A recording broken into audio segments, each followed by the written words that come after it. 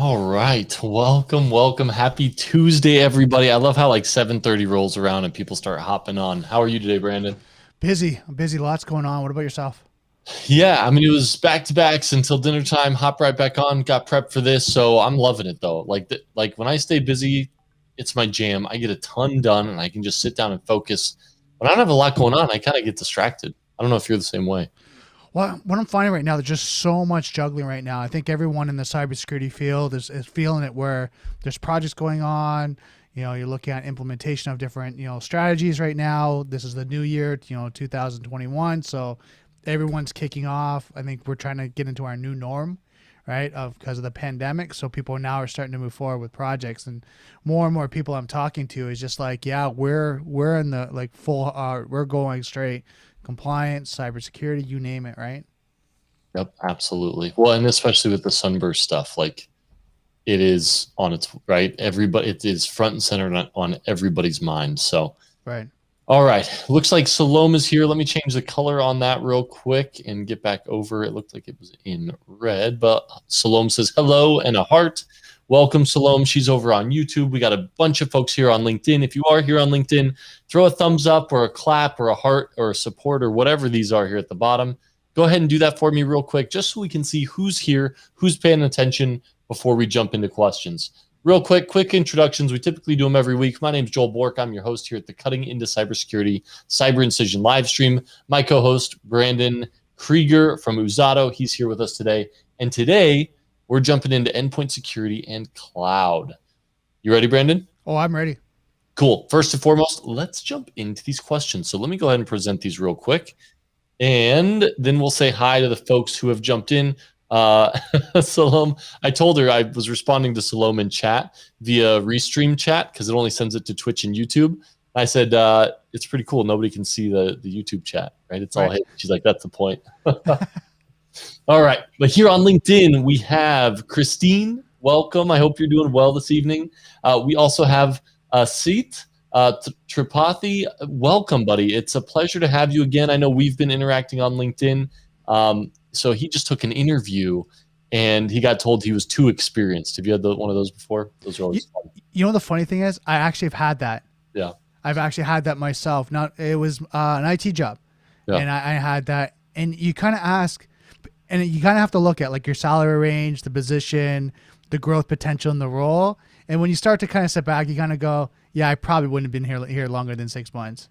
Well, and while that's true, like you should hear this gentleman's qualifications. It would appear that if you could transition and you had some cybersecurity background, man, you could transition into a really good role here in cybersecurity with your background. Mhm. But even then, you have to make that jump, and typically you jump into a more entry level role to get the foundations done, right? So it's tough to jump into this industry, but it's worth it. For All sure. right. Also, Sean's online. Welcome, Sean.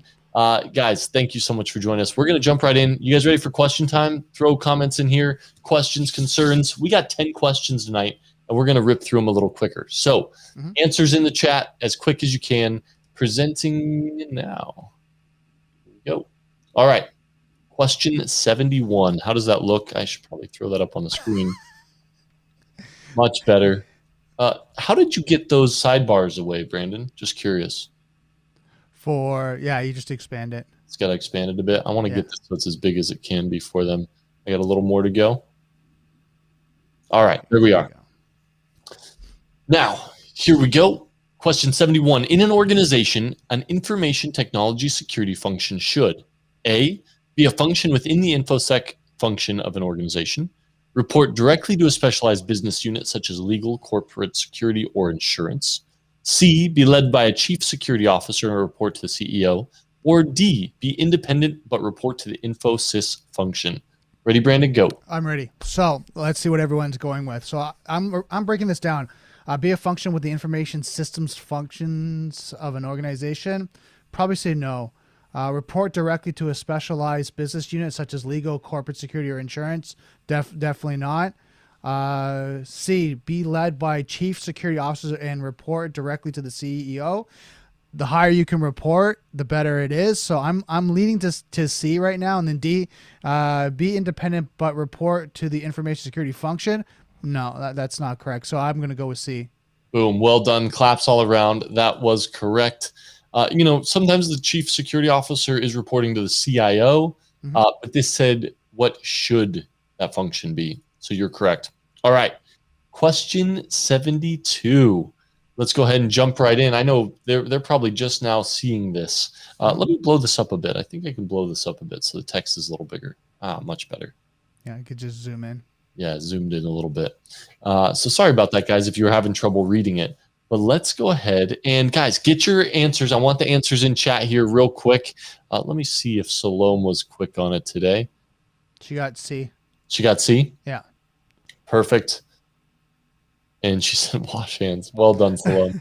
Awesome. So let's go ahead and jump into number 72. Yep. Qualitative loss resulting from the business interruption does not include loss of revenue, loss of competitive advantage or market share, loss of public confidence and credibility, or loss of market leadership. So now here's something funny. We were actually reading this before. And again, you got to look at this. This is the not, right? It's one of those not questions, right? A, loss of revenue. I'm going to say that's potentially it because it's qualitative, not quantitative, right? Loss of competitive advantage or the market share. Okay. It's part of it. So it's actually part of qualitative. Right? Loss of public confidence and credibility, that's qualitative. Loss of market leadership, that's qualitative. So I'm going with A, loss of revenue, because revenue is quantitative. And answer is A, loss of revenue. Yep. So talk me through how you remember qualitative and quantitative again, Brandon. Yeah, so we were talking about this earlier, that quantitative for me is facts, figures, and numbers. Qualitative is theory. It's theory, it's your opinion on what it is. And then when you read some of these books, they always talk about, your expert opinion on these areas of your advising, right? It's, your consultative role. It's not facts, figures, and numbers. And that's how I remember this.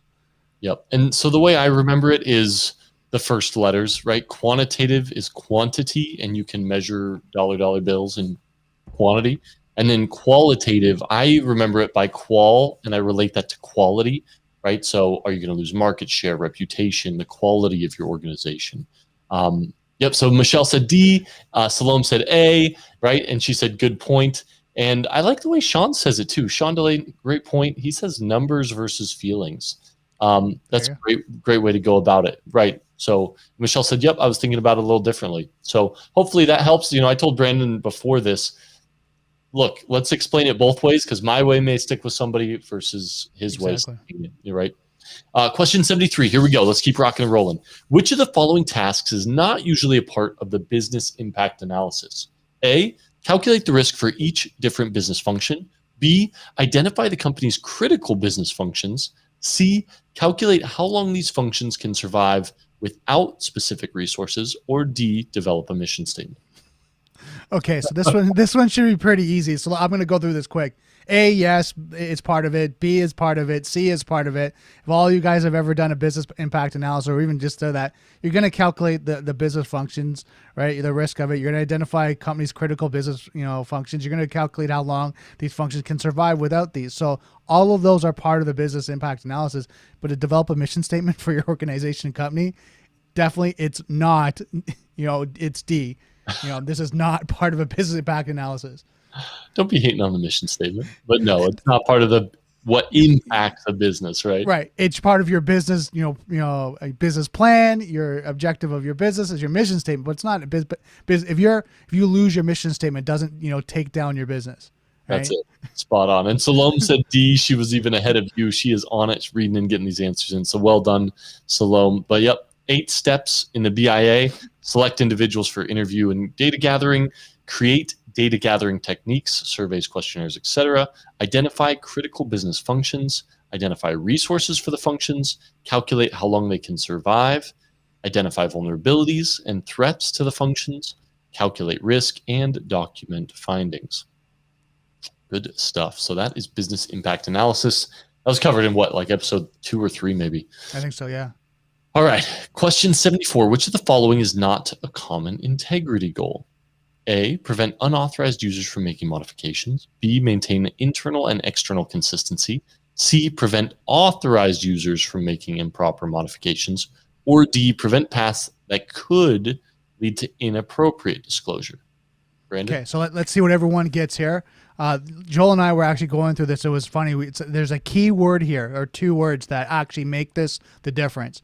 Prevent unauthorized users from making modifications. Well, prevent authorized users. Unauthorized. Oh, just kidding. You're up here. Okay, go ahead. Are you with me, Joel? I'm with you. Are you with me? Perfect. Skip ahead. Prevent unauthorized users from making modifications. Well, what is that? Do you remember, Joel? CIA. Yep.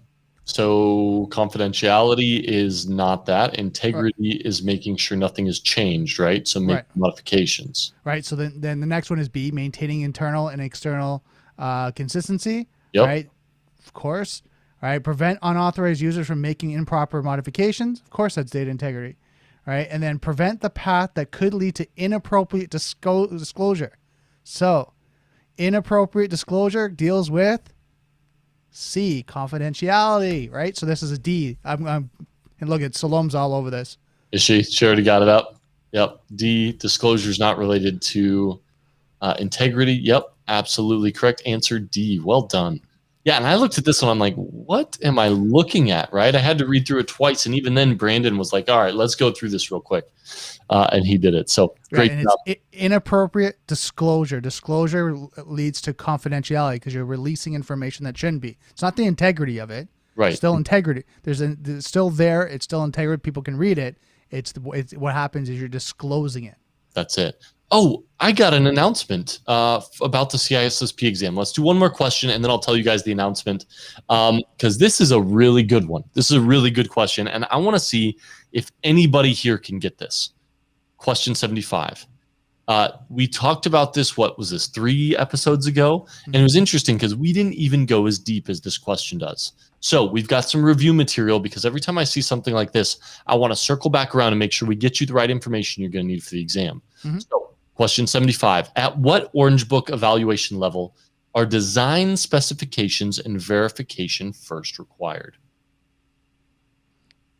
So let's go through it. C1 and above, C2 and above, B1 and above, and B2 and above. Now, I didn't remember these. So for me, this is like, this is one of those questions for me is like best guess. Right? So Joel, now do we have anything that we're going to go through just to help them out? Yeah, so let's get the answer first and let's walk through the equation because and then we'll talk through, is it ITSec? Is it TCSec? What are the levels and where does that requirement come in? So let's talk through this. Let's take a best guess. Give me a best. Saloma's going with C, right? And I'm going to go with Salome because a lot of times she gets these right, like 99% of the time. I'm going to go with Salome because one of these ones for me is just the best guess. Close your eyes and hope and pray. Well played. I would love to see if Sean or Michelle have a different guess, but let's go ahead and take a peek at that answer. C is correct, B1 and above. So B1 is labeled security. Each data object must contain a classification label, and each subject must have a clearance label. When a subject attempts to access an object, the system must compare the subject's and object's security labels to ensure the request actions are acceptable. Data leaving the system must contain an accurate security label. The security policy must be based on an informal statement, and the design specifications are reviewed and verified. The security rating is intended for environments that require system to handle classified data. So the important part is, and can we, let's only do the 5 questions today. Is that fair, Brandon? That's fine. Yeah, because you have a great announcement. So. Oh yeah, but let's go ahead and keep digging into this real quick for just a little longer. So first and foremost, when it talks about Orange Book, Orange Book is the rainbow series of books, Orange Book, Red Book, Green Book for TCSec. Now, if you guys remember correctly, the Orange Book stands for standalone systems, the Red Book applies to network systems, and the Green Book provides password creation and management guidelines for TCSec. Now, let's look at the two so you can understand the difference. And this is just a quick recap, but let's share this real quick. So you can see ITSec is for the EU, and the security principle is confidentiality, integrity, and availability. And then on the very far right-hand side, you can see that ITSec is rated much differently. So EO is 0 or no goals, and then it goes from F1 up to F10, along with some E's there in the middle. TCSec, on the other hand, starts at D, moves up to C, moves up to B, and then A, and then it talks about high integrity, high availability, etc., all the way up. Now, let's talk about that where the labeled data comes in, because that's the part we kind of missed when walking through this the first time. Here is TCSec requirements all the way up to A1. So you have D, minimal protection, C, discretionary protection, C2, controlled access protection, B1, and here's where that labeled security comes in, B2, structured protection, B3, security domains, and A1 is verified protection. So that is a quick recap. Brandon, any thoughts on this? No, it's good. I mean, this is one of the areas that I have to review myself. Yep. So remember, the question was, at what Orange Book evaluation are design, specification, and verification first required? So specification is when you start labeling the security, right? So that's going to be B1. It's not A1. A1 is verified protection, but it starts in the Bs and moves its way up to As. So that's a good way to remember. Mm-hmm. Perfect. All right, rocking and rolling. Michelle, I love it. Thanks for the honesty. She says not a clue, and it's true. It's a little tricky digging through these. I think from now we've got a pretty good baseline on it, but I think it was 2 episodes ago. So if you watch that, we really dug in deep to the differences, what each of the labels referred to. But we didn't go that deep, right? We didn't quite go that deep on TCSec. We spent more time on common criteria. That was it. Because that's what's replaced it. So big announcement in May, I think it's May 1st, 2021, CISSP is coming out with their new version of the exam. They're adding domains, they're increasing the difficulty of the exam. So recommendation, I recommend taking the exam for your first time, probably early April, right? That'll give you a couple weeks, and in case you want to get a retest in, you'll be able to get one in before May 1st. When they start adding stuff. Oh, that is interesting. That's good feedback, Michelle. She said, I didn't have any Rainbow series on her exam, thank goodness. That is because they have since replaced the Rainbow series and TCSec and ITSec with common criteria, and those are the EAL levels that you may have seen in the past. So great feedback, though. What are your thoughts on the new exam type, Brandon? Well, I think right now it's going to be interesting to see that. I mean, at least through our studying right now, we'll have a base. Right. And then it's just kind of learning the gap in between what's new and, what they're going to be modifying. Now, do you think they're going to be putting more cloud? Yes, that it was one of the domains. More cloud. I walked through the whole thing, but I forget. I'll have to bring some more examples to next course. Deal? Sounds good. That'll be on Thursday. It will be on Thursday. I'll be prepped. All right, today, let's jump into the content because we got a lot. Today's a lot about cloud. And it's one of my fields that I really get excited and passionate about. So, but first we got to talk about endpoint security. Blah. Just kidding. You ready? Really? that sounded really exciting. Man, it's hard for me because I keep seeing endpoint securities get bypassed over and over and over again. And, I see next gen this, advanced endpoint this, and they just keep disappointing me. So now, granted, there are some good tools out there. Like I've been really impressed by Sophos. They're here in Maryland, they're local, but they've got a full suite of tools. I should probably do an interview with them and actually review their product suite at some point. But yeah. Oh, cool. Peter Franklin coming to the rescue. By the way, I'll see you on Friday. He said, Domain 4, communication and network security, is decreasing in weight from 14% to 13%. And Domain 8, it's the software development lifecycle, from 10% to 11%. Very cool. Now, is there anything else that's increasing, or is it just those domains are now changing? So those are the percentages, but then they're pulling some stuff out in the other domains and replacing them, if I'm not mistaken, Peter. If you see that readily available, I'll throw it up on the screen for everybody to see, so feel free to share. Cool, but let's jump right in real quick. So we're talking about distributed systems and endpoint security for just a little bit, and then we're going to jump right into cloud. So when we're talking about distributed systems, we're talking about desktop PCs, workstations, laptops, and how those can provide an avenue of access into critical information systems elsewhere in a distributed environment. Because users are going to require that access to networked servers and services to do their job. So by permitting these machines to access a network and then its distributed resources, organizations also have to recognize those machines can become threats. if they're misused or compromised. Software and system vulnerabilities have to be assessed and addressed regularly, properly, and on a regular basis, right? And patch management is huge. Well, for sure. I mean, this is where a lot of times they run into problems, right? Absolutely. So communication equipment can also provide unwanted points of entry into a distributed environment. For example, modems attached to a desktop machine that's also attached to an organization network cannot make that network vulnerable to dial-in attacks. There's also risks that wireless adapters on client systems can be used to create open networks. Yep. And so it comes back to users who download data from the internet are increasing the risk of infecting not only their machine, but also those around them, right? And those resources that they access. So it was interesting. We actually had one. So we had one where our beaconing detection had detected something, right? And it was really weird. Like, it was really consistent, and it was beaconing out of the network, and then it would stop. And then it would start beaconing again, and then it would stop. And it would be different variable. And I'm looking at this thing like, what is this? And you know what it was beaconing? It was Atlassian or Jira. I'm like, this is a ticketing system. Like, why is this web page beaconing?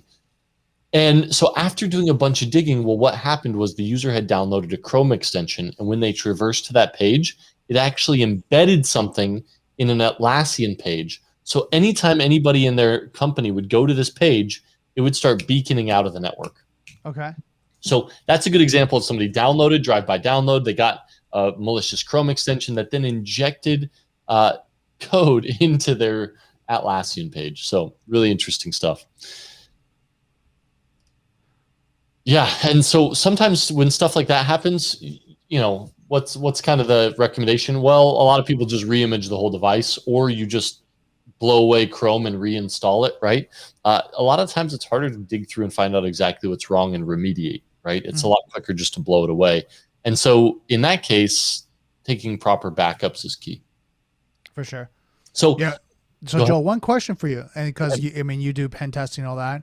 What about with printers, copiers, those types of devices? Well, do you know what those printers are running on? A lot of them are their own OS, right? But they're on Linux, right? So it's just a box. And this is the same IoT argument everybody has, right? But it's IoT. It's, secure. It's not. What is it running in the background? Probably some form of Linux, right? So if that can be compromised, it can be added to a botnet. You can use that as a pivot throughout a network. The security of these devices is really important, and how you segment your network is key. This is why the zero trust movement has taken off in such a big way. Mm-hmm. So, all right, but back to Endpoint real quick. We are going to talk a little bit about IoT next week, so that's why I'm cutting you off a little short. But first, I wanted to talk about this picture real quick because it says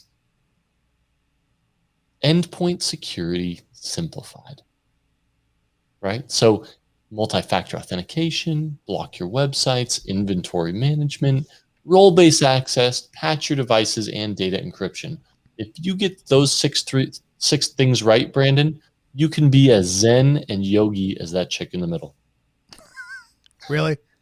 Well, I mean, that's what this image is trying to, right? The blue is for trust, right? Okay. What did they forget in this graphic then? Well, hold on. So, I mean, in the best world that she's not clicking on things that she shouldn't be, yes, then everyone could be zen and live a life of happiness. But as you know, there's a lot of clickbait out there, phishing attacks, things along that line. So that's phishing. That's URL down, right? Clicking the wrong URL. Great. Right. What else? Hit me. What else on there? Oh, yeah. You've got, clickbait, as we were talking about with everything that's going on for the pandemic. Yep. You've got phishing and scams that are going on. You've got malicious, ads, things along the line. If they're on some social media site, I know I was hearing a lot about Facebook, right? When they had like people doing ads, like click on this, and there was malicious, code in that. They could be even, like you said, like keyloggers, ransomware, you name it, right? Like anything along that line.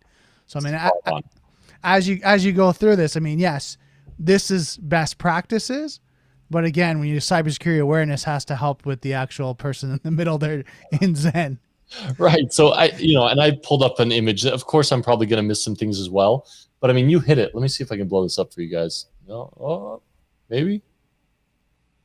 It doesn't like me right now. I'm just moving around. Well, anyways, you can see at the top, behavior blocker, right? What are the behaviors? I talked about some beaconing behaviors. You go to the right a little bit, signature detection, right? It didn't talk about detecting any signatures in the endpoint security simplified.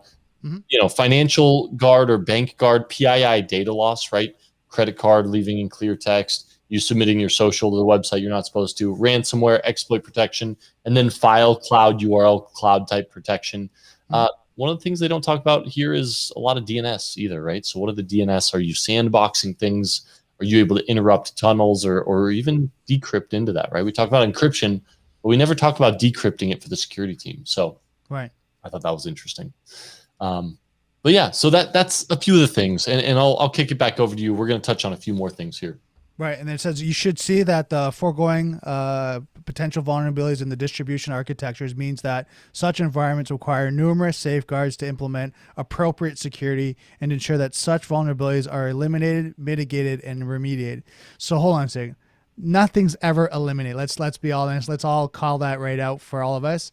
It's you're detecting as much as you can, you're responding, right, and then you're doing your remediation. Nothing ever in our world is completely 100%. Right.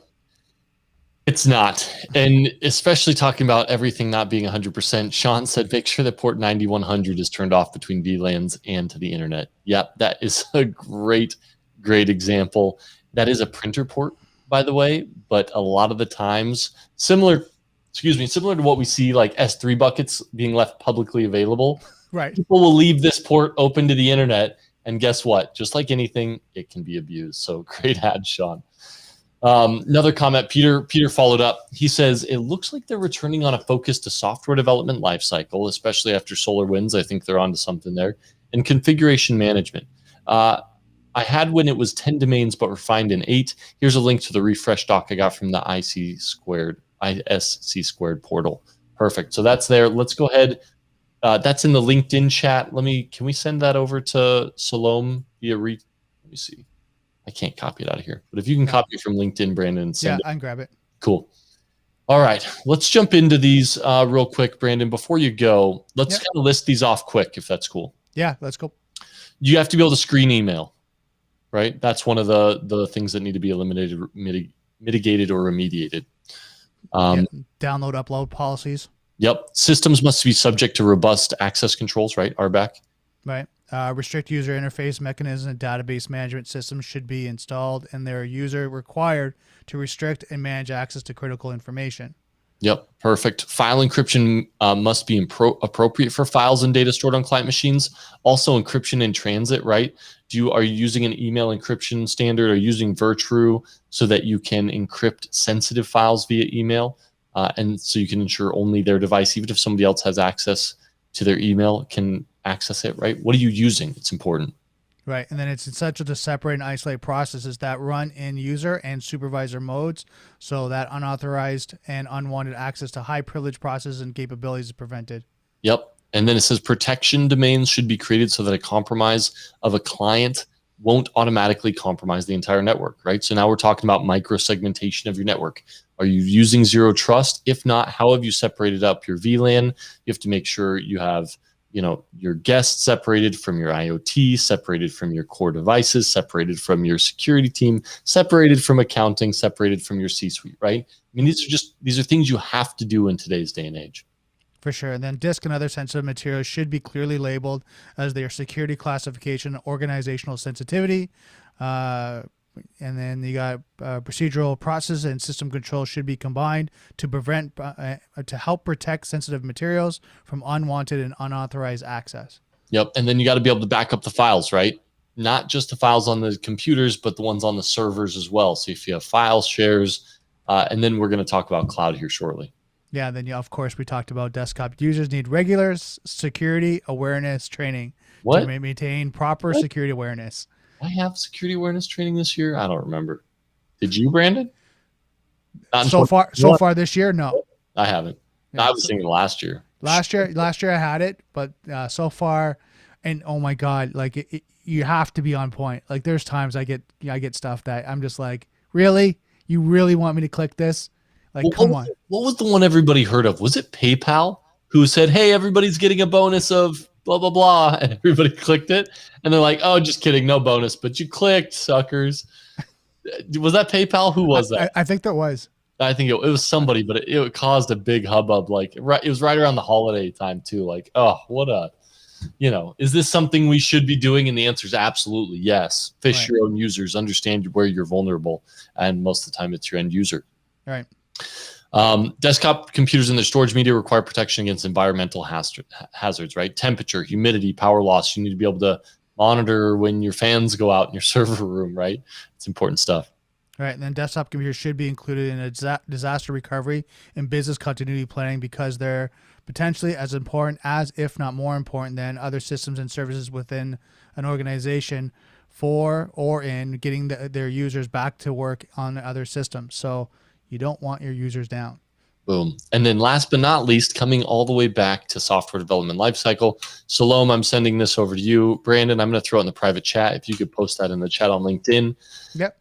Developers of custom software and built-in and for distribution environments also need to take security into account, including using formal methods for development and deployment, such as code libraries, change control mechanisms, configuration management, and patch update deployments. So that's talking about sec DevOps, right? I don't think they're going to refer to it as that in the book, but you got to be able to take security into account for this as well. For sure. Yeah. All right. Now, it's reasonable to assume that there's a greater difficulty in passing this bad traffic or data through a network heavily fortified by a firewall, an IDS, and a diligent security team or admin staff, right? Mm-hmm. Why shouldn't you double up your defenses, right? But the problem is they're lacking one thing, Brandon. What is that? Defense in depth. Boom. Right. AKA multi-layered defense and diversity of defense is the use of multiple types of access controls in literal or theoretical concentric circles. This form of layer security helps an organization avoid a monolithic security. When they make this difficult to read, avoid a monolithical security stance. A monolithical or a fortress mentally is the belief that a single security mechanism is all that is required to provide significant security. All right, but let's kick it over to everybody here. Sean, Michelle, Salome, Peter, what are some things that could go wrong in a monolithic security stance, right? And this is the fortress stance. Your enterprise is the fortress. You build a giant moat around it. You have a big wall, and you have one drawbridge. You've blocked port 9001, right?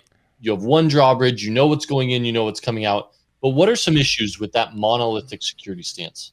I want to hear it in the chat below. Right? Because let's hear. I just want to hear what are a few of the attack vectors you could have in that.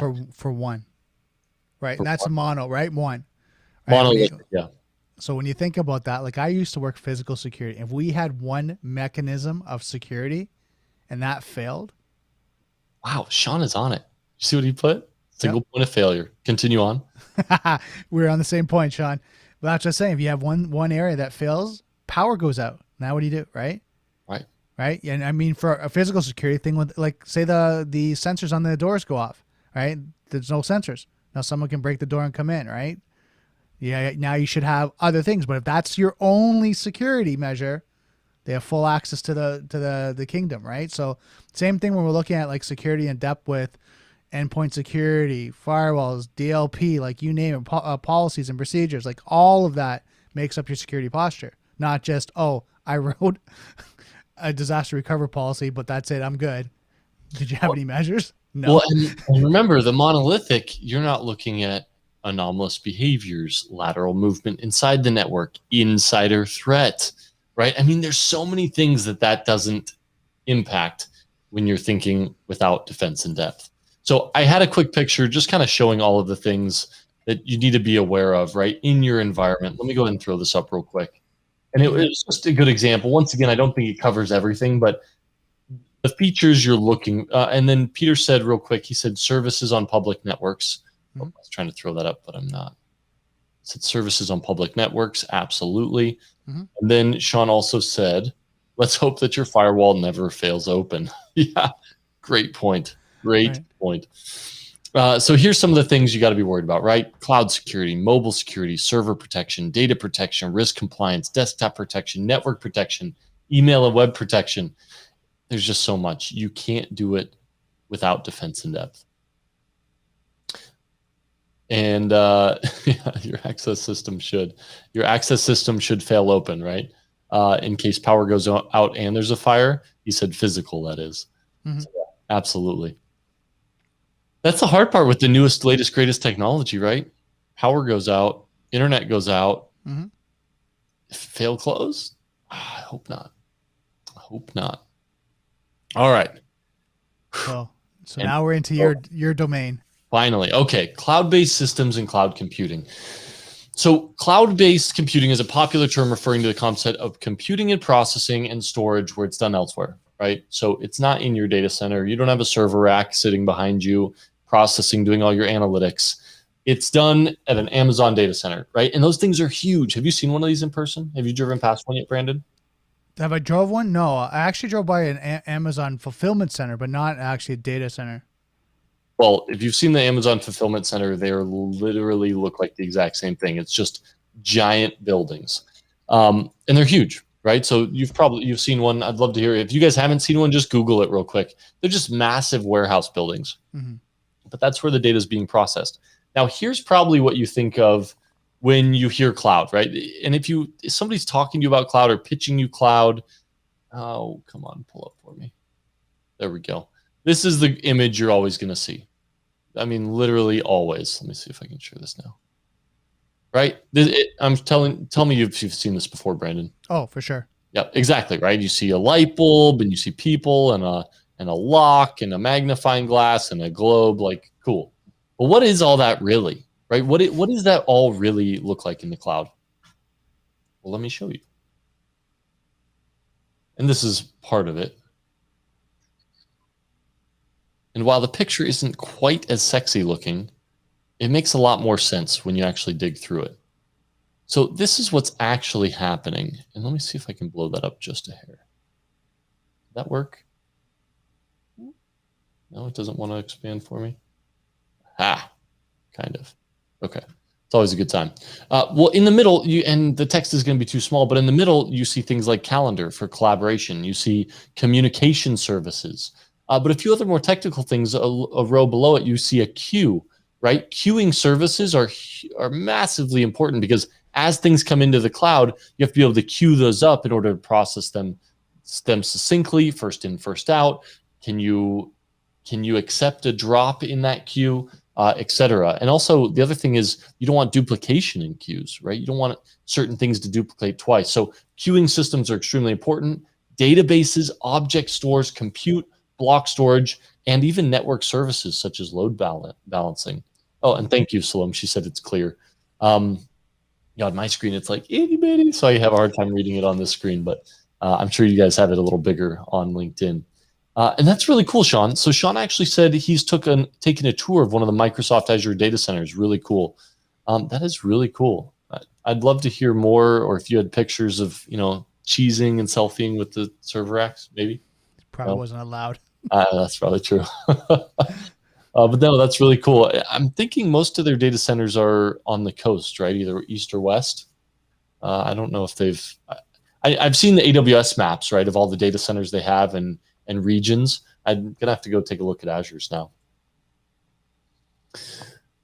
Cool. So that's what the cloud really looks like, right? And then it's interconnected with our own data centers, right, for hybrid clouds or private clouds. But it's really a natural extension and evolution of virtualization, right? So the internet, it's a distributed architecture, and you don't have to have ubiquitous access to data and resources. However, the cloud has issues that some of you are probably aware of, including privacy, right? You're maybe using shared resources, regulation and compliance. It makes things really difficult to audit. Use of open versus closed source solutions, the adoption of standards, and whether or not cloud-based data is actually secured, or is it even securable? Right. Right. So let's jump into hypervisors and virtualized technologies. Brandon? For sure. The hypervisor, also known as a virtual machine monitor, is a component of virtualization that creates, manages, and operates the virtual machines. Right. So when you have a computer running the hypervisor, it's known as the host operating system or host OS. And the OSs running within the hypervisor supported virtual machine are known as guest OSs. So let me show you what that looks like real quick. Oh, also, that's pretty cool. Sean said no phones were allowed. That's what I thought. Yep. And he also said it was in a central region, which is cool. Oh, and Peter, who's on the East Coast here with me, he said they have one in Leesburg, Virginia being built, which is interesting. I thought that's where Amazon bought up a bunch of property, Peter. That'll be interesting to see. But let's kind of do a quick overview of what this looks like, and then we'll break it down because there's actually different types of hypervisors. So let's go ahead and share this out real quick. So this is a very, very basic view of what a hypervisor looks like, right? So you have your hardware, you have a hypervisor running on the hardware, and then you have operating systems or guest OSs, which are going to be your virtual machines on the right-hand side. Now, typically, let's say, Brandon, you're going to go spin up a virtual machine right now. Right. Okay. You're going to have hardware, which is your Mac. You have a Mac or Dell? Mac, yep. Yep. So you got a Mac. Then you're going to spin up a virtual machine or a hypervisor such as VirtualBox or VMware. VMware, yep. Yep. And then you're going to spin up your OSs. But there's something on that, in that image of you spinning that up that's not in this picture. Can you tell me what it is? The arrows. Mac OS. Right. Yeah, the operating system. Right. So you have hardware, and then you would have, for your device, you would actually have Mac OS between the hardware and hypervisor. Right. Sorry to put you on the spot like that. That brings us right into our next point of hypervisor types. Let's go ahead and throw this up real quick. So there's type 1 and type 2 hypervisors. And think of it as a building up, right? Okay. So type 1 is going to be bare metal hypervisor. And that's when you just have straight hardware with a hypervisor on it, and then you have your guest OSs, which host their own applications. So type 1 is going to be your base. Now, when you get to type 2, now you're kind of building upon that. Well, yeah, it's actually less efficient. But that's how I picture it, right? When I think type 2, well, now I have two sets of operating systems. I have my host OS, such as Mac OS. You have a hypervisor on that, and then you have your guest OS on top of that. And you see next to that hypervisor, you have your other applications running, such as Chrome, Adobe, whatever it is, right? So that's how I remember it. Is that fairly clear? Yeah, it makes sense. Okay, cool. Right? Yeah, and, cool. and then let's break that down. So one is more local, type 2, right? That'd be more something in an on-prem environment, right? In the cloud would be type 1. Yeah, cloud is going to be type 1, right? Because they're dropping a hypervisor straight onto the hardware, or bare metal, right? So if you just have bare metal and a command line server and all you have is a hypervisor on there, whereas type 2, most likely that's going to be your PC, right? That's going to be your device, or maybe it's even your device. So Salom's asking, so type 1 doesn't have a host OS. Correct. Yeah. So you're not going to have the host OS. You're only going to have the guest OSs. So type 1 is called bare metal. It does not have that host OS, right? So it's more efficient in the fact that it doesn't have to use all that processing power in order to get to the virtual machines. And that's a great point, Sean. He says Microsoft Hyper-V is a type 1 hypervisor. So excellent point. Mm-hmm. So it's literally straight to a hypervisor. Then you drop into your virtual machines straight from there. So cool. That is hypervisor types. And now we're dropping into cloud storage, Brandon. Yep. So cloud storage is the idea of using storage capacities provided by a cloud vendor as a means to host data files for an organization. Cloud storage can be used as a form of backup or support for online data services. Right. So now cloud storage could be cost effective, but it's not always high speed or low latency, right? Mm-hmm. I mean, you have Glacier storage at AWS, and if the name doesn't give it away, it is not very fast. You put in a request for data, and it could take quite some time to get it back, but it's much cheaper than high priority data, right? Where you make a request and it's readily available and always up, right? Additionally, using cloud storage may involve additional risk because your organization's data is residing on equipment in that big factory warehouse under a third party's control. Right. And then elasticity refers to the flexibility of virtualization and cloud solutions to expand and contract based on need. In relation to virtualization, host elasticity means additional hardware hosts can be booted when needed and then used to distribute the workload of the virtualization service over the newly available capacity. Yep, absolutely. So elasticity, and I think we actually had a question real quick. Yeah. Ali said, "Do you need a monitor and a keyboard for Type 1, right?" Yes, I would say you. That's a good question. Do you need one? Yeah, because if you're still going to interact with the hypervisor, you have to have one. It's a good. Do I have to have one? Is there any virtual machine? I mean, so here's the deal. You can have a keyboard and monitor, but unless you're talking about remotely accessing a bare metal hypervisor, right? So you could spin it up, you could have it all on-prem, and you don't need a monitor and keyboard on-prem, but then you could remote in and manage the hypervisor from your remote device. So Ali, tell me if I answered that question correctly. I was just trying to figure a way that I could answer that appropriately.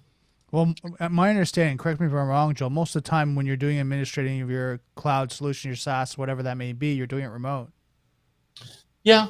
So I was thinking, typically when you're on-prem and you can still have like a slide out monitor with a keyboard, right there close to your virtualization server. I know we have one in our data center, but yeah, you don't need a keyboard and mouse on-prem, but if you're going to give input even remotely, well, you're going to need a keyboard and mouse to visualize the hypervisor and, do your work on your virtual machines. So great question, Ali.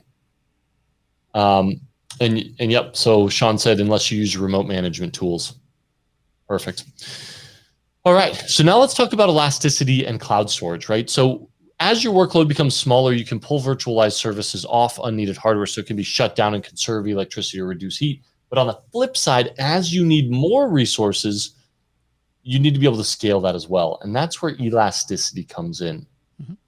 So let's go ahead and spin this up real quick. Let's go EC2 instance store versus EBS. And this is important when talking about elasticity because when you spin up an EC2 instance, you can do it one of two ways, right? You connect it to EBS, but there's a big difference between these two types of instance stores. So an EC2 instance store or a virtual machine instance store is going to have local to instance, non-persistent data stores. The data is not replicated. Oh, thank you for sharing that, Brandon. You're welcome. And there's no snapshot support, right? So you're saying, okay, my virtual machine has an EC2 instance store. So if you destroy that virtual machine, that data is gone. Now, I know for me, you can actually do backups, right? It's not snapshot support, but you can take an image of disk on a virtual machine, of course, but no snapshot is supported. Now, when we talk about EBS, this is persistent block storage, and you can attach EBS or EFS to specific virtual machines. EFS is Elastic File Store, and it's the Windows version of it. Well, it's different, but it's a Elastic Storage file share server for Microsoft environments, right, in the cloud. And these are scalable. They're elastic. So they can replicate. They have snapshot support. You can set it to scale. So as you need more resources or you need less resources, you pay for what you use. And that's part of the beauty of cloud. All right. So some of the concepts in cloud that we have to talk about for this and you have to get to know are on-prem, infrastructure as a service, platform as a service, and software as a service. So as long as you guys are good with elasticity and understanding that, because I'm sure they're going to talk about elasticity, what is it for, how is it used for resources or storage in the cloud. Let me know if you have questions on that side. I can always circle back around. Sean did mention, in this example, we're talking about on-premise servers. So he's talking about remote server management tools still. Yep, spot on there, Sean. All right, Brandon, any questions on elasticity? No, pretty straightforward. Cool. So let's talk about... Oh, actually, one comment. When you guys are looking at on a personal level, always make sure you know the costs. Right? The one thing we're finding with clients then when they're going through, and even organizations, the cost of it sometimes starts to increase and they don't realize the cost of it. as they start to grow and grow quickly. Oh yeah. As you need more resources, the cost of those resources scale with it, right? Yeah. Now, granted, you can always ask for discounts, but we get a bunch of discounts and it still doesn't equate to much on our monthly bill. It helps, but not a whole lot. Right. All right. So let's talk these different services. And I wanted to spin this specific graphic up. Like I had this in my head and I had to find it because this is really important. And we're going to touch on this at the end because at the end we touch on the cloud shared responsibility model. Mm-hmm. And this is very similar, but for the specific providers, it's all about what shared responsibility, what do you have to manage and what do they manage? And this infographic is just perfect for that.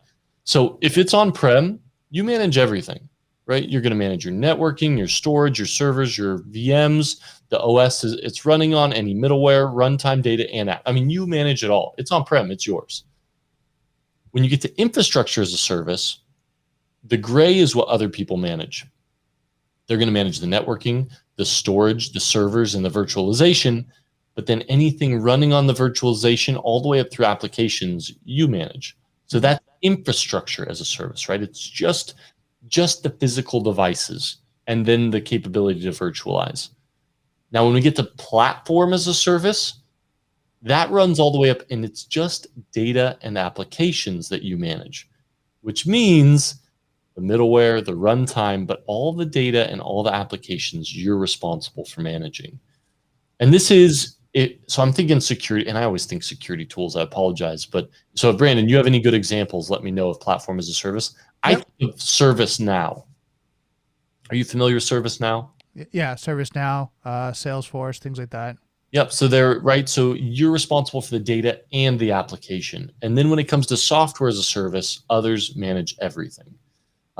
So yeah, so that's a quick way to remember it. I had a few other examples of organizations, but if you guys have any questions on this specific one, it's always good to dig into it because I'm curious, Peter. It may have been a while since you took your exam, but remember questions like this on the exam. It's good stuff to know.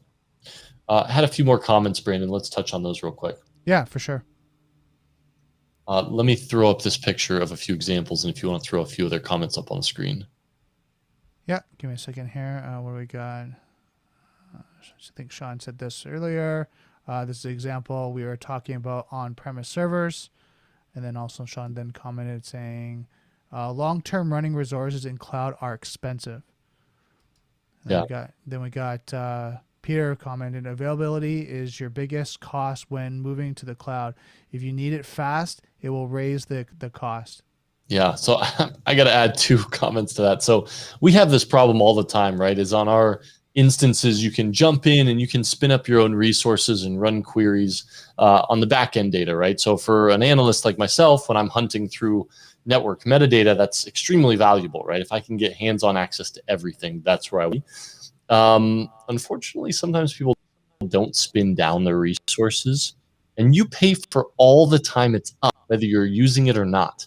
Mm-hmm. So if you spin up certain VMs, even if you're not using those resources, you have taken them out of the pool from Amazon and you're paying for it, right? So it's really important to make sure that you have checks, health checks to make sure things aren't sitting up for a long period of time.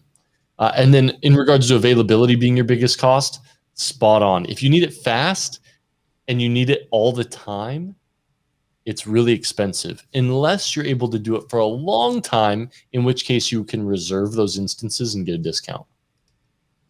And then, yeah, I like this too. Go ahead, Brandon. So yeah, Peter, there's a comment. Yes, there were a few in the exam since cloud was in its infancy when I took the test. Don't date yourself here, Peter. Come on, man. But no, I mean, cloud, you got to think it's really only launched and sprungboard in the last 3-5 years. Yeah, it makes sense. And then, I mean, because of the pandemic, it hockey sticked, right? Yep. So here are a few more examples for SaaS. You have things like Gmail, right? Gmail, Facebook, SharePoint Online, etc. Platform as a service, they have things like Windows Azure, Force.com, Salesforce, ServiceNow, and then infrastructure as a service. You're talking AT&T, Rackspace Cloud, and the Amazon Web Services. Mhm. And yeah, Peter said only 6 years ago is when it's been kicking off. So good stuff. And then, looked like Salome actually had as an example of this. She said she registered for a 1-day training at Amazon for Amazon Web Service, and they charged her $80. The instance was running for a month. Yeah, she said she got a refund though. But yeah, I mean, that's a great example, right? You just leave it up. You don't even think about it. It's off your, you go and you do something else, and guess what they're doing in the background? Right. They're getting their cut. P.S. It looks like Jeff Bezos is stepping down as the acting CEO. He'll still be on the board of directors, but he's stepping down from Amazon today. Yeah, we'll see how that goes. Yeah, I'm curious who they're going to name the next CEO. Right? Wasn't the head of web services? I thought I saw that in an article. Oh, did they? I actually didn't see that. That's it would make sense that they'd already have a candidate teed up. Right. Cool. All right, so we jumped through that, and then the next one is cloud models. Brandon, are you familiar with the public-private hybrid? The differences on these? Briefly. I mean, I want to go through this as well, but yeah, I'm briefly familiar with the private, public, and hybrid. Cool. Let's jump through real quick. So here we go. All right, and I'm curious if you guys are in the cloud, are you using hybrid models? Are you using private models, or are you using public models? Let me know. Shoot a message in the chat. But let's jump through these. So what is public cloud? Well, public cloud is if you hop on Amazon right now and you jump into an EC2 and you do a training like Salome did. You can spin up Amazon Web Services and jump right in. That's a great cost-effective way of learning very quickly how to do all kinds of stuff in the cloud.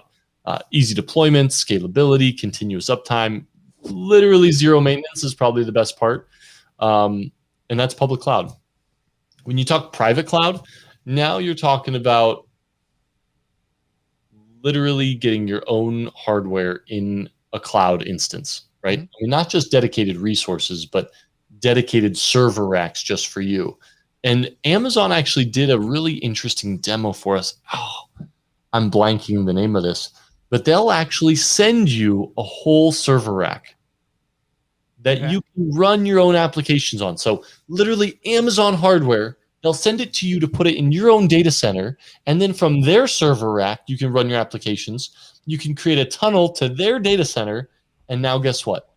You have a hybrid cloud because it's in your data center and their data center, all running on Amazon hardware. Wow. Is that amazing? Yeah, it is. I mean, we've come so far. And actually, believe it or not, they're like, yeah, you probably got to give us at least 60, 90 days heads up because there's a lot of demand for that.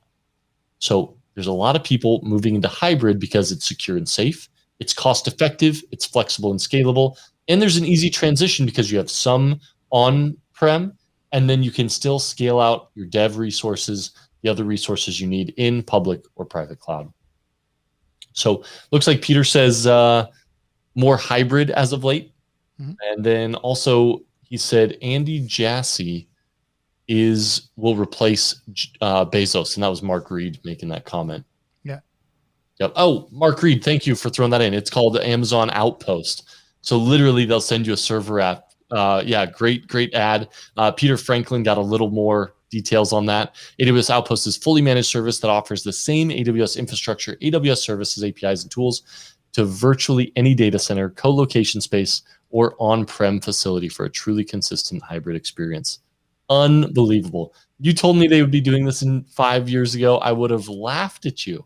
I wouldn't have even known what you were talking about. And now it's a reality. It's just, it's unreal how far we've come. Pretty crazy. Yep.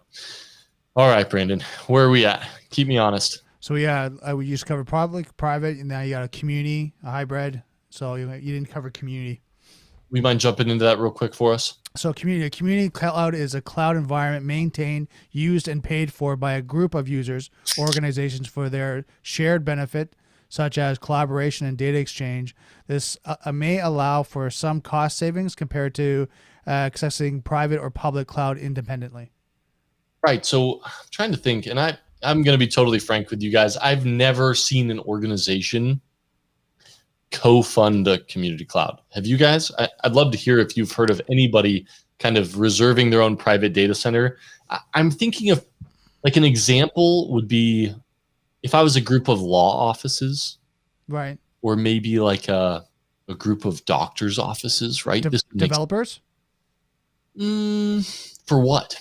For coding, right? Say they want, they want the server space to run their code, right? They want that access, but they're in kind of a shared. I'm trying to think of those new offices that we have in Toronto where it's kind of a think tank where a lot of coders are going in there trying their applications and developing their own apps, and having that shared, cloud solution might be something they use, right? To be able to spin something up, test out their code, test out the application, and then spin it back down, and then next person can have access to it. So I don't know what think tanks you have gone to where these companies have money. But the ones, the incubators I've been a part of, these guys are running on pennies trying to develop their ideas. Right. So if you've got a group who is throwing money together for their own community cloud, that'd be awesome. I know for us, we were just using the public cloud, right? Because it's cheaper. Right. Cheaper options. Good stuff. No, great ideas though. But yeah, I'd love to hear if anybody else has heard of that as well. Now, let's jump in. Let's keep going. So when we talk about cloud computing, it's really the next evolution of virtualization, right? And as we can see, it's already happening, right? When we talk about distributed architecture and the need for ubiquitous access to data and resources, however, it does have some issues, right? We talked about these earlier: privacy concerns, regulation, compliance. Yep. Now they do have. You want to talk about some of the benefits that we kind of touched on, but give it a more definitive. Like if they asked a question, what are the benefits of cloud? What are the things we could expect to see on this example?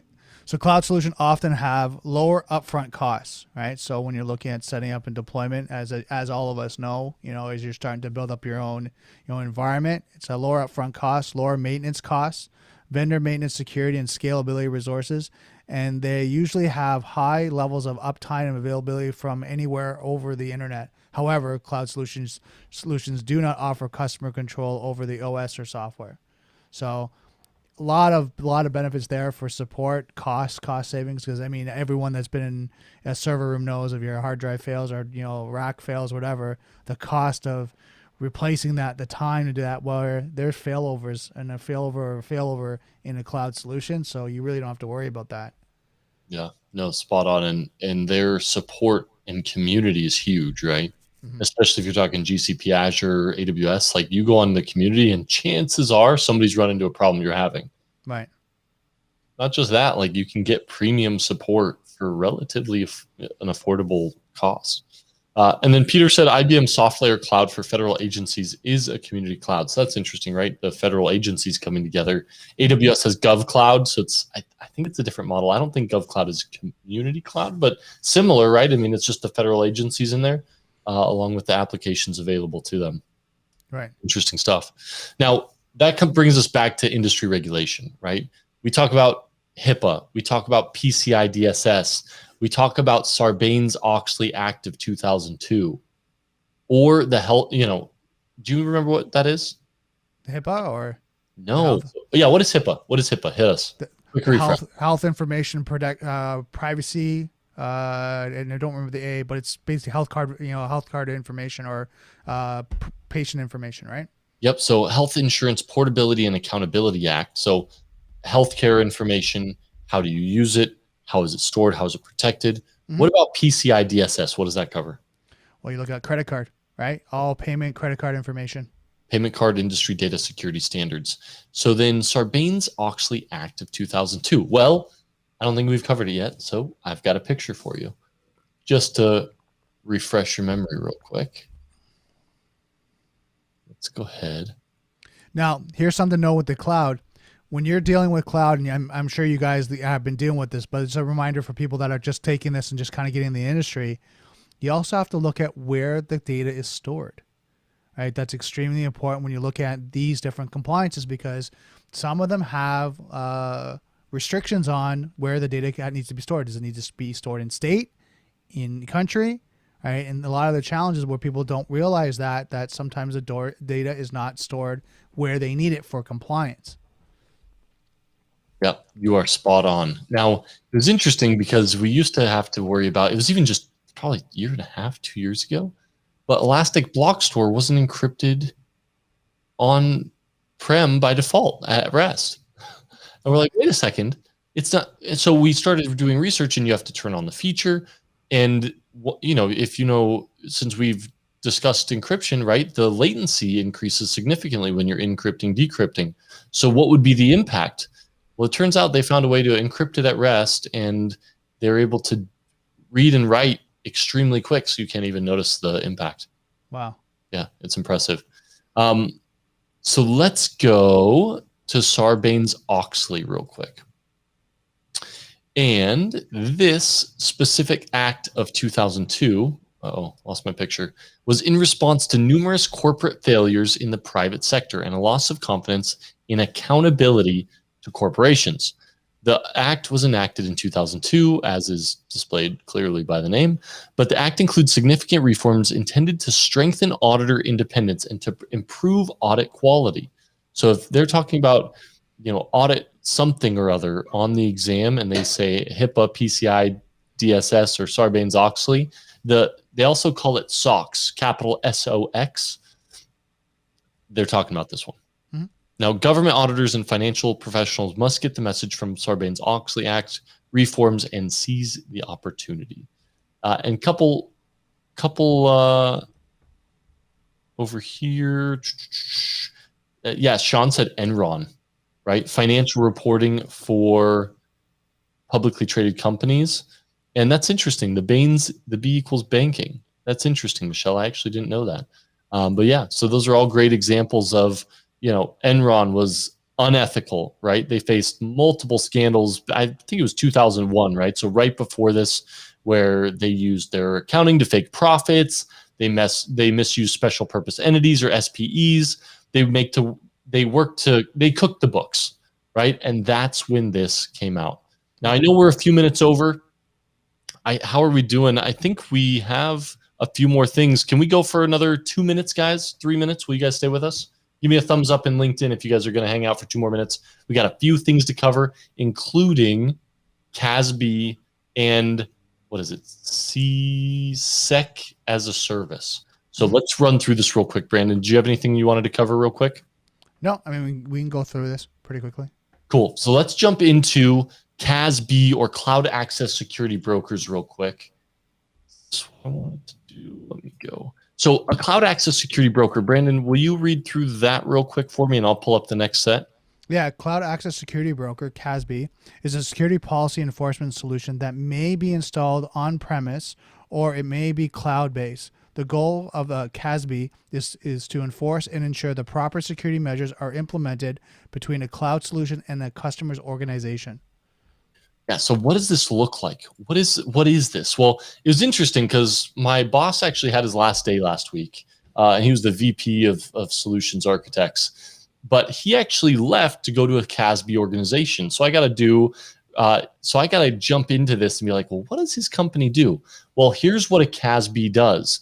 So a CASB enables users to work from anywhere with fast and secure connections, right? So look at the picture on the left. Basically, CASBs, they're trying to replace the VPN, for example, right? So you don't have a single point of congestion. You're able to just go to the cloud and you'll have private access already, right? So they integrate with Office 365. They eliminate or reduce data center infrastructure. They have complete data isolation. They have cloud security managers. They integrate into Microsoft ecosystem and zero trust, right? So this is just a quick example of what a CASB can do, but it connects the users directly to the cloud applications, and this specific company is called iBoss. So that's a quick example of CASB. Let me throw up one more picture of it real quick. Thought I had one. Did I have one? Yeah, I did. iBoss. Yeah. Yeah.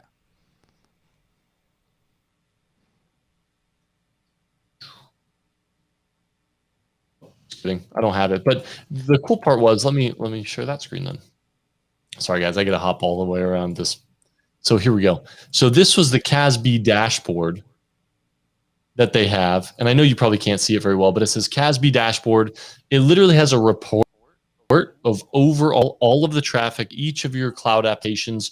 You can track it, work on bandwidth optimization, do web security, permissions, RBAC, all from in one console. So I thought that was really interesting. That's CASB in a nutshell. And then let's get back over to the AAS that Michelle said she had questions on. And also, Sean, you said he used to work for Arthur Andersen. Sean, I'm actually not familiar with that organization, so I'll dig into that after that. But if you want to throw a quick description up there, we'll get it before the end of the show. We'll get it on here. No, so also remember when the CASB, a lot of the companies like Symantec and these organizations, they're using it as a security tool to monitor what is going on in your cloud instance as well, right? Access control, things along that line. And that's why we were talking about earlier about it looks at your security posture, right? Security policies and force solutions that may be installed on premise or in the cloud base. So it's actually monitoring that. And Joel was showing that dashboard. That dashboard is used to give you a tool to be able to see what's going on the cloud. 100%. All right, guys. Last thing is SEC as a service is a cloud provider concept in which security is provided to an organization through or by an online entity. The purpose of SEC as a service solutions are to reduce the cost and overhead of implementing and managing your security locally, right? Security as a service often implements software-only solutions that do not need dedicated on-prem hardware. It can include things like authentication, authorization, auditing, accounting, anti-malware, intrusion detection, compliance, and vulnerability scanning, pen testing, and even security event management. So here is a quick example of what security as a service would look like. And a lot of the times, as they said, nothing on-prem, they're going to use something like CASB that has built-in security, built-in user management, built-in SSL inspection, physical evidence, and they'll be able to threat hunt through that information, right? So it's really a unified security operation. It's not MSSP because that's a managed security service provider. They do a lot of stuff on-prem, right? If you already have products, they'll manage those products and maybe do some additional consulting and cloud work. But security as a service is like, hey, I want this managed. Here's the tools we use. As long as you're working within their scope, they'll take you on as a client. Mm-hmm. For sure. Yep. So I got your first comment, Michelle. She said she had a number of AAS questions on the exam. Oh, gotcha. That is interesting, Sean. So Sean used to work for the accountants at Enron, the guys who cooked the books, Sean. I'm curious. I apologize if I threw them under the bus, but yeah, I'm pretty sure those would be the guys. Either that or they were the new accountants who fixed the books. But I'm sure you weren't one of the accountants, so we're all good there. And then she said she also struggles with these because she thinks she flips them. Yep. So maybe we'll do, every time they mention it in the book, Michelle, over the next few weeks, we'll bring that up and we'll do a recap on which one it is. And I am sure we'll run across some more questions in that realm. And Sean said they were one of the big 5 accounting firms, and I'm guessing that is not the case anymore. Right. So guys, Brandon, hit me with some closing thoughts. Well, are we going to end there? That's what we got. So one thing I want to say is just make sure you know cloud inside and out. I mean, with everything that's going on in the infrastructures of our environments now, the pandemic, everyone is migrated over to either hybrid or private or even public cloud solutions just to monitor. It looks like right now this is the new norm. So make sure you know it inside out. I know right now on my side, when it comes to security, it's such a demand for people that are experts in this field and really know it inside and out. And you guys being security experts, helping to advise your companies, your clients, your colleagues on, cybersecurity on cloud, right? It's just important to know. What do you think, Joel? No, I agree. I think cloud is the future, guys. And if you're going to start learning any one new technology, like people come to me, what programming language should I learn? What should I be digging into? Like, what are the things Cloud. If you want to be relevant 10 years from now, man, if you have a good cloud background, you're going to be worth tons of money. I mean, that's where it's going. So if you can learn serverless and all of these technologies, guys, it's going to put you leaps and bounds ahead of your competition. For sure. Awesome, guys. Thank you so much. Sean also said there's a reason we haven't heard of them. Sadly, they're no longer around. So, Sean, thank you for that. Everybody, thank you so much for participating. Those on YouTube, like Salome, Michelle, Sean, everybody who is here. Peter, thank you for that commentary and for filling in the blanks that I didn't have. Mark Reed as well for Outpost, right? I mean, you were throwing comments at the perfect time. We appreciate you. We're here for you, and we'll see you guys Thursday night at 7:30. Awesome. Have a good night, guys. Thank you, guys. And this is the place. Brandon, you got the movie ready? I don't think I You don't have it? No. Well, let me work on that real quick. Hold on. This was where we're supposed to do this gracefully every single week. So here we go.